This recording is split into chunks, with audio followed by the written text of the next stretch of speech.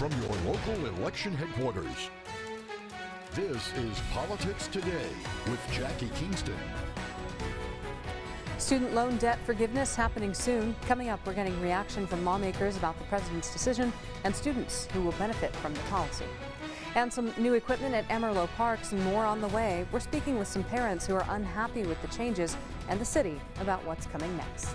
Good morning, everyone. As the new semester kicked off just this week at WT, students across the country getting some welcome news. President Biden announcing what he's calling a game changer, the forgiveness of federal student loan debt.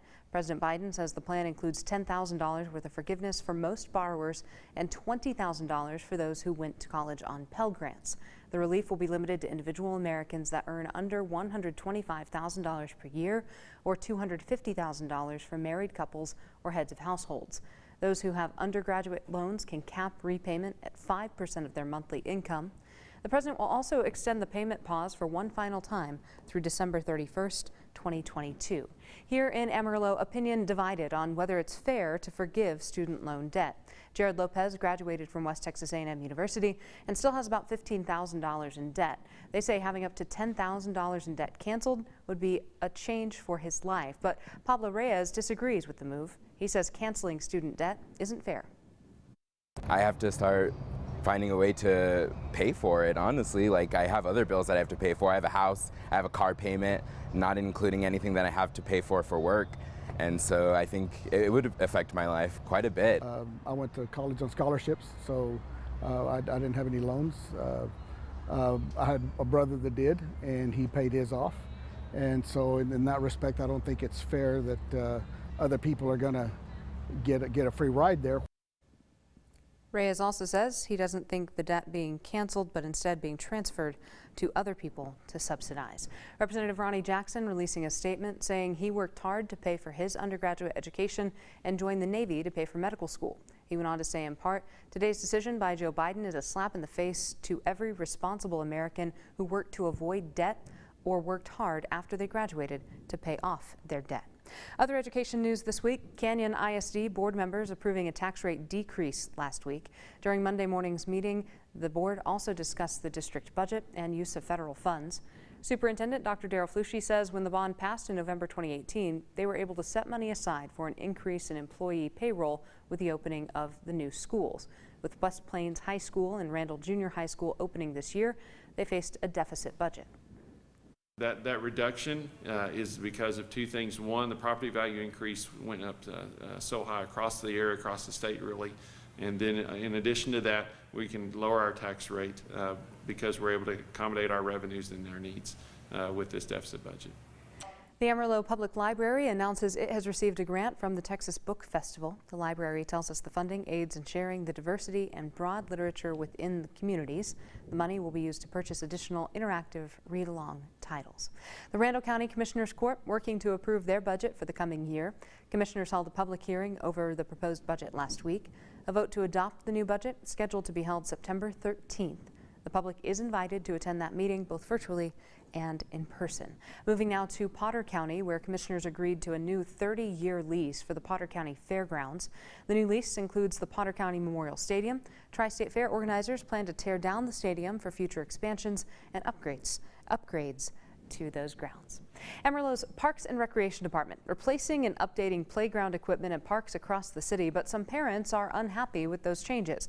Politics Today's Kaylee Green explains as that construction continues. The city's Parks and Rec Department is investing $1.6 million to replace playground equipment at 14 parks in Amarillo. The average age of those playgrounds is 26 years old. So that's equipment that is now not meeting codes. It's equipment that's now hard to find pieces on.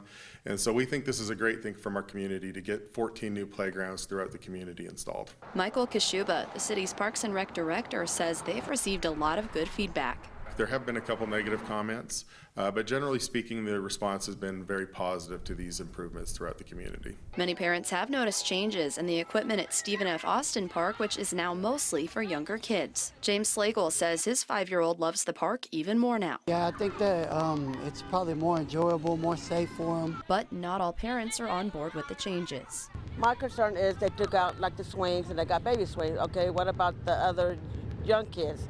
They like to swing as well. They made the play equipment, like it's half the size it was, so not even as many kids can play on it at one time. Kim Thomas says she's hearing complaints from lots of parents in Wolfland. If they're going to redo the playgrounds, make them better, not, I hate to say worse, but it's smaller and there's less for the kids to do. So they, with that kind of money, it should have been better and bigger. While more of the playground equipment at Austin Park appears to be for smaller kids for now, that's not the case at every park. We stopped by Glenwood Park, which is still under construction, and a rendering of the playground showed equipment for kids of all ages. When asked if Parks and Rec will consider adding larger equipment back at some parks, Kashuba said that's something they're always going to look at. The Asarco Copper Refinery in Amarillo will close its doors. Coming up, what a local union member is saying about that decision. And the Air Force temporarily grounds its CV-22 Osprey. We'll take you to Cannon Air Force Base to learn about what caused that decision. I'm Jackie Keeks. You're watching Politics Today from your local election headquarters. Welcome back. Amarillo Mayor Ginger Nelson will visit local businesses during the Amarillo Talks Business Tour. Her goal is to highlight the recent economic accomplishments of Amarillo businesses. Mayor Nelson will make those visits starting next month and speak with owners and employees. This comes after the July unemployment report showed Amarillo is tied for the lowest non-seasonally adjusted rate in the state of Texas. Asarco is closing its Amarillo refinery. Chance Wade serves as United Steelworkers 5613 union president and is also a mechanic at Asarco. He confirmed the planned closure. He says roughly 50 employees will be out of work. Politics Today's Kaylee Green is back with more. We're very disappointed in their decision to come in and shut down and, displace all these people that have, essentially been out there for a long time and, devoted a career to Asarco. Jose Loya, a United Steelworkers staff representative for District 13, says workers went on strike a couple of years ago when it came time to negotiate their contract with Asarco. They would not meet us halfway on anything, and so the United Steelworkers and the local unions decided to go on out on strike, and we held a picket line for almost a year, and finally we made a conditional return to work. Loya says about 49 employees returned to work while they waited for the National Labor Relations Board to hear their case against Asarco. With that, we started trial last week, and last week, at the end of the week, we got a letter from Asarco saying that they had plans to shut down the Amarillo refinery. Loya says USW has been paying strike benefits to workers and will continue to support its members. I don't know how long the doors will stay open, and I don't know how long it's going to take to negotiate the severance package, but we're going to try our best to, whatever it takes to get them a fair package. Wade says operations are already shut down, but they've been told Asarco will keep everyone there for 60 days, doing the work necessary to close the plant. We've reached out many times for comment to Grupo Mexico, which owns Asarco. We have not yet heard back. The U.S. Air Force temporarily grounds its CV-22 Osprey fleet. Politics Today's Rochelle Hamilton Jr. spoke with officials at Cannon Air Force Base.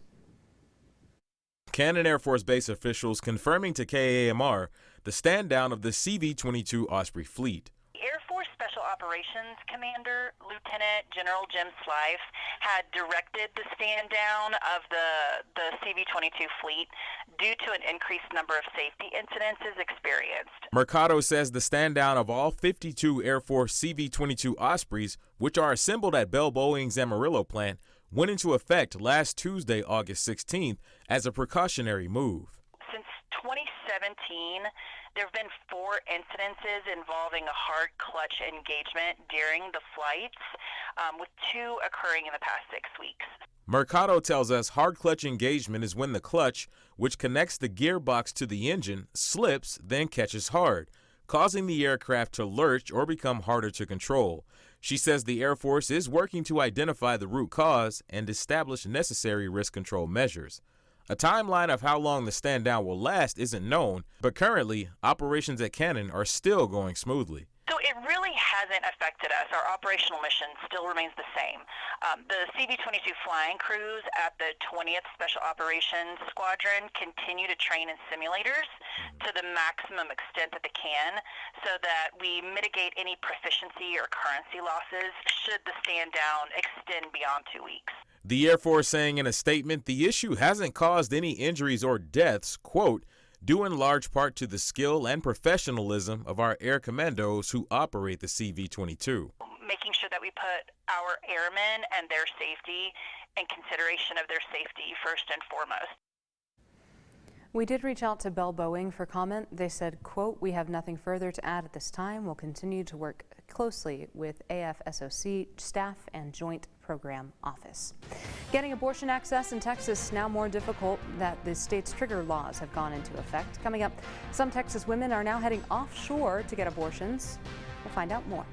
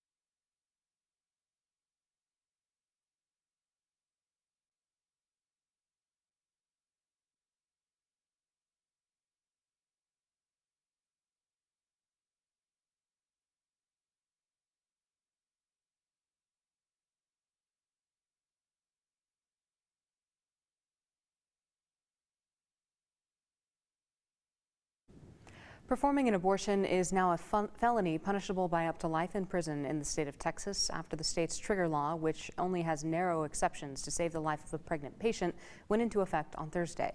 The law was triggered when the U.S. Supreme Court issued its judgment on Dobbs versus Jackson, the case that overturned Roe v. Wade and allowed states to set their own laws about abortion. The trigger law prohibits all abortions except under limited circumstances, such as a, quote, life-threatening condition to the mother caused by the pregnancy. However, a for-profit organization is offering a way around that new law. It's called Abort Offshore, and it's taking people into federal territory on the water to have abortions. Jayla Washington takes a closer look.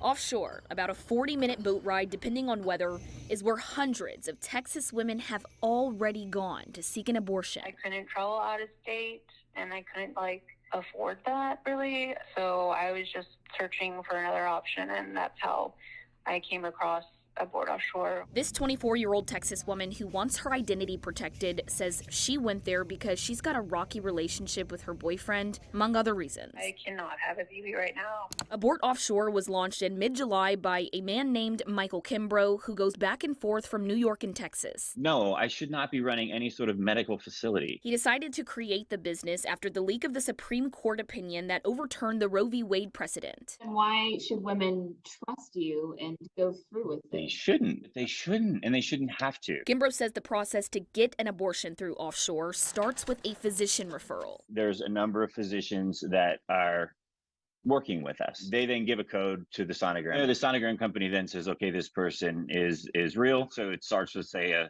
4-letter and digit code. They then give them another unique identifier, and they then text our number. And then that's when we schedule them on the boat. Kimbrough tells me so far, more than 200 Texas women have used his service. It sounds really covert and crazy, but unfortunately these laws require it. Once a patient is verified, Offshore arranges a pre-boarding meeting at a hotel with what's called a patient advocate in the Galveston area. The patient then leaves their phone behind. A car takes them to an Airbnb home near the water. They then go to a private dock and out on the water. I spoke to somebody yesterday that asked me, why would you even advertise this? And I was like, well, I wanted to see how much trouble I'd get in before really we scaled, and I put a lot of money in this. Now, Kimbrough has been accused of fraud multiple times, but never convicted. Is this something that you're doing as just another fraudulent type deal to make money, or is this something that you're truly doing to help women? Neither at this point. There's a lot of other people that are going to exploit this situation. Are you not That's what I was exploiting the hoping. situation though? Of course I am. That's what I'm saying. He tells me he wants what he's doing to draw attention to the lengths women will go when there's a ban on abortions. It was either this or having a kid. Kimbrough tells us they're seeing about 8 to 20 patients a day, charging up to $2,000, though he says they'll work with patients to try and make it more affordable. The school board in Uvalde decides to fire school police chief Pete Arredondo. It happened at a board meeting this week. It came 3 months after a shooter at Robb Elementary took the lives of 19 children and 2 teachers. Arredondo was under intense scrutiny over the police response to the May 24th massacre, America's deadliest shooting since 2012. Governor Greg Abbott signed a disaster declaration in Dallas Monday morning for 23 counties affected by severe weather and flooding. The disaster was also felt in East Texas near Tyler, where a tornado touched down.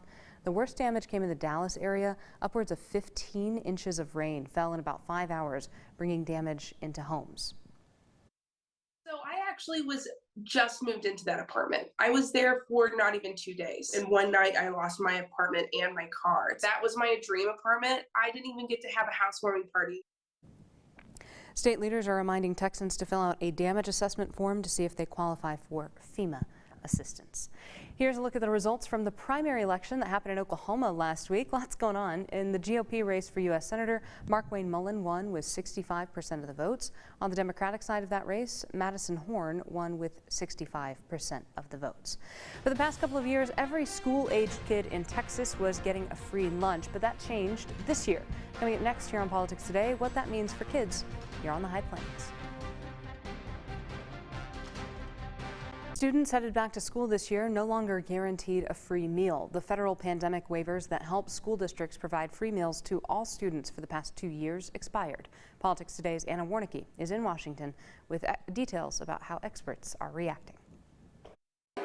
For the past 2 years, Diane Pratt-Heavner with the School Nutrition Association says parents didn't have to worry about packing their kids' lunch. To know that they can send their kids to school and that they'll be nourished and ready to learn. But this year, that free meal is no longer guaranteed. We are really worried about kids going hungry this school year. That's because the federal pandemic waivers that provided free school lunch to all students, regardless of income, expired.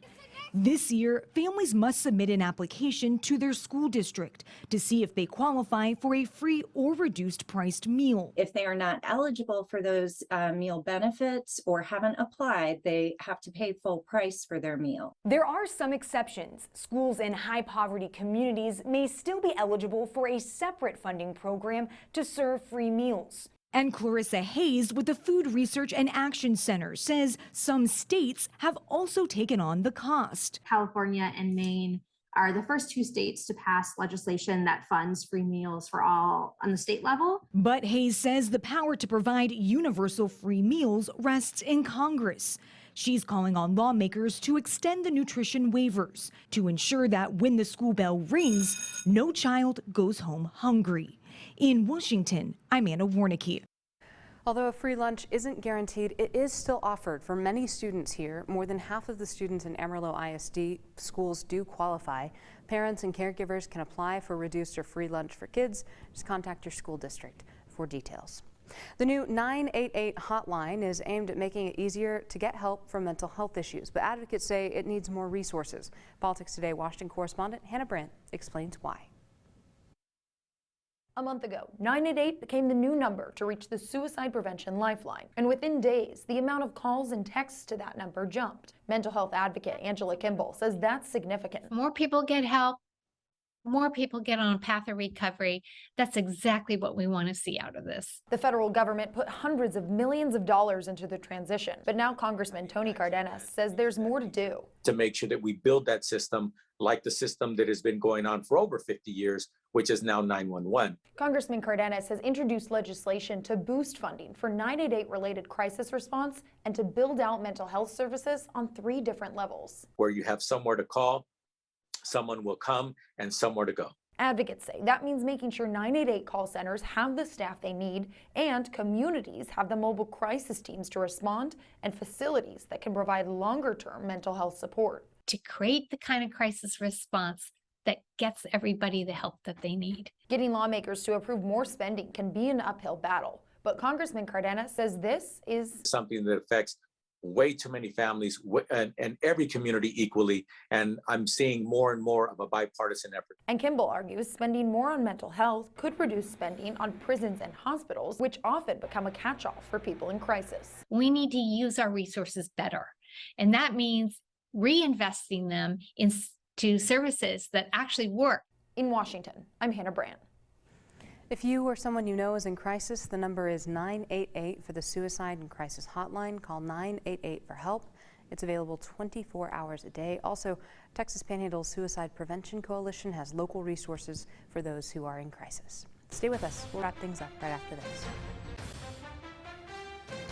Well, thanks for being here for another edition of Politics Today. We always appreciate you watching. Don't forget that you can follow along with us on social media. You can find us on Facebook. I'm there, Jackie Kingston there. On Twitter, Jackie Kingston plus the number 1. Stay up with all the latest political news with us throughout the week on myhighplains.com. That's where we aggregate all of our content, not only from our Austin Bureau, but our Washington Bureau as well. All of our stuff is there, including past episodes of this program. Don't forget to register to vote. You still have time to do so before the November midterm election. That will be big news for the rest of this fall. Thanks again for being here. We'll see you next week.